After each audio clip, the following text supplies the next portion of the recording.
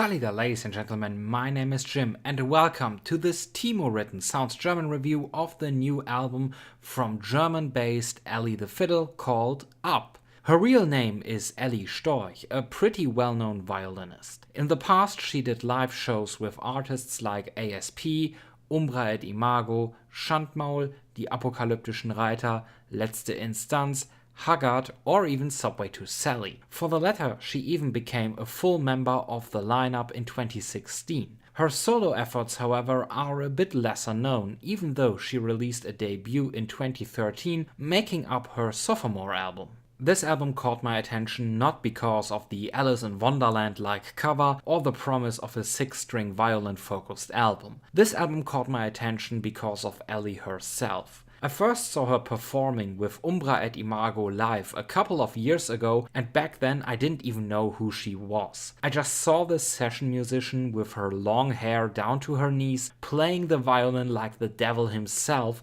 while passionately headbanging this wall of hair around furiously. Her playing style and stage presence clearly stole the show that evening. And since then I had the privilege to see her live a couple times more with various artists. But to my embarrassment, I have to admit that I never knew she even had a solo effort going on. And don't let the artist's name fool you here. Ally the Fiddle is present with a full band. They just decided to use her stage solo name as the band name. The album features, next to a multitude of different violin soundscapes, a full metal setup with different electrical guitars, a prominently featured drum kit, and you will get a wild mix of different genres here. Up has a very progressive heart beating in a body made of rock, jazz and funk, which is clothed in metal garments and wears classical music as jewelry. I guess you could call this album an evolved version of the fusion style music of the 60s that surfs on a metal wave. And the progressiveness is written really big here. The opener, called Sisyphus, greets you with electric violin play imitating a guitar until the real guitars kick in with a heavy funk feeling and Ally singing in a clearly trained singing voice with a haunting, ghostly quality to it. The song has numerous stylistic elements from the prog genre, such as constant breaks, a lot of speed changes, a complex build-up and very versatile percussion play. It can be a bit straining hearing the song for the first time though, and due to its bulkiness and length it can be a bit hard on your ears at first. And Ally's vocals sadly don't make it easier. I have nothing against her voice per se, but she really sounds off in this first track and her voice is distracting from the actual song and overall just a bit underwhelming, to be honest. If you feel like me too, the good news is that the majority of the songs featured on Up don't have any vocals at all. Only 4 out of the 10 tracks do. And I feel that the vocals on Sisyphus are the worst out of all the songs that have vocals here. The song doesn't even really end, it just kind of fades out while it's still playing on. I initially thought this was a clever musical connection to the figure of Sisyphus, but I think I read too deep into this, seeing as there are a couple of songs on this album that just fade away in the end like this one, and it came off as a bit lazy, to be honest. However, after this rough start, the album begins to flex its muscles. Aphotic Zone, The Bass Thing, and The Path are all very enjoyable tracks. I do like especially Aphotic Zone, which features a complex arrangement of sounds with heavy guitars as the foundation and a feisty violin leading through the track. A typical big break right in the middle and enough room for each instrument to really shine and have their own moment of focus. The Bass Thing delivers a focus on a very slickly played bass guitar with a strong rock jazz vibe and eerie violin play, as well as a very nice overall flow and a lot of quieter moments. I just absolutely adore the plucked violin sounds that sprinkle all over the song at around the 3-minute mark, as well as the more and more longing atmosphere the song builds up as it progresses. The path reminded me a bit of Codex Deserta by German band Nög from the basic idea. Codex Deserta was released back in 2006 and was a 20-minute long track that featured just short parts of different song ideas that never materialized into a full song on their own, fused together all into one big song. The path here seems to follow the same formula, just on a smaller scale. It's like 3 songs fused together into a 7-minute track. It starts out interestingly enough with a good portion of the song just filled with the violin and percussion, having a nicely realized battle against each other with a nice drum solo around the 1-minute mark.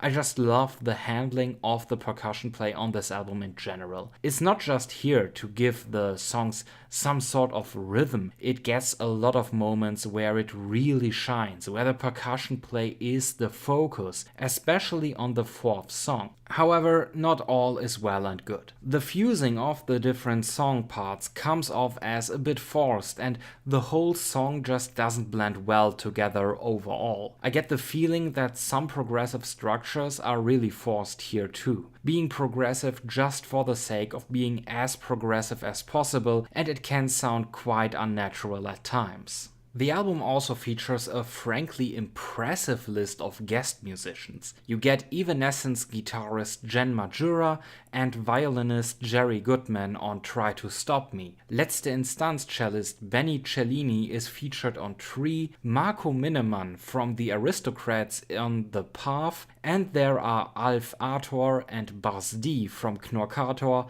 on the tracks Tree and Enter Suon, with Alf Arthur lending his vocal power in the track Tree. But as with Sisyphus, I don't really like the singing on this track. It comes off as a poor man's Nick Cave style of singing, and besides some nice rock intensity, the song simply does not deliver enough to stand out. Try to Stop Me, on the other hand, was my second highlight of the album, featuring furiously raging violin play, bursting metal guitars, and double bass drumming. But again, the enjoyment is lowered by questionable strong structure choices. There are 2 or 3 moments within the song where the song just randomly fades out, while an entirely different song segment fades in, just to fade out 5 seconds later so that the original song can fade back in again. It sounds really weird and even somewhat amateurish, like an experiment gone horribly wrong. It also stops the initial momentum the song had built up to this point. The rest of the songs follow basically the same principle. Complex structures that are enhanced with beautiful violin play, versatile drumming patterns, and engaging guitar play.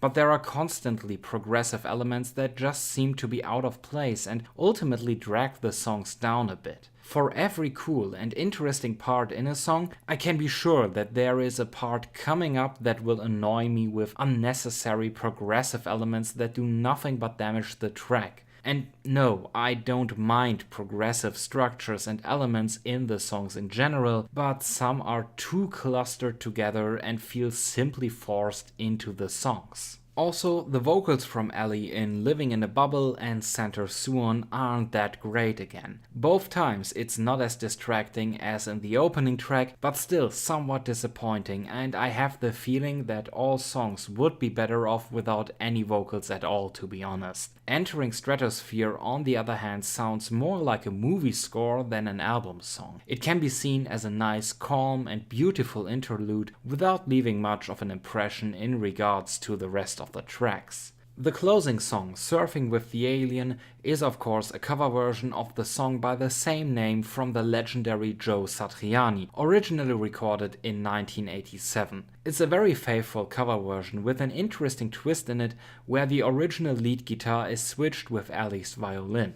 And looking back on this album, man, what a ride it was. An album with lots of ups and downs, lots of thrilling moments full of beauty and amazing songs, as well as dreadful stylistic choices and moments that were just way too off-putting as to enjoy them. So I guess it's kinda good for me that I enjoyed that cover track as a closer as much as I did, because it ended the album on a definitely positive note for me.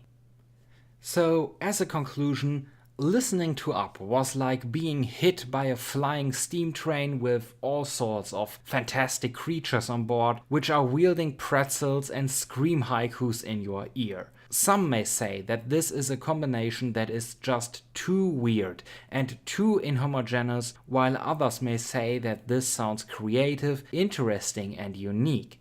And I think both would be right. Up is filled to the brim with different ideas, elements, and musical themes. Some work very well, delivering you enthralling moments. Some don't work at all, sounding just wrong and off-putting. When the progressiveness works, it's amazing, but oftentimes it comes off as forced and simply too much for its own good. The singing is distracting and frankly underwhelming, the production is just average, and the bulky nature of the album makes it hard to like the songs instantly. On the other hand, the use of the violin and the percussion is very enjoyable, and if you give this album some time, it sure can start to blossom. I'd recommend pre-listen with care before buying this one, but you may find yourself liking one of the more unique German albums of 2018. So, I hope you enjoyed this review, and if you did, leave a like for the video or just subscribe to the channel if you haven't already and want more reviews for bands and artists you have probably never heard of before. If you have listened to the album, let me know with a comment what you thought about it, and if you want to check it out now, you can find all the relevant links in the description below. You can also find my social media accounts linked there. If you want to check out some random music, I do post at least one music video per day there. Thank you very much for watching, I hope to see you again next time. Have a nice day, Salida.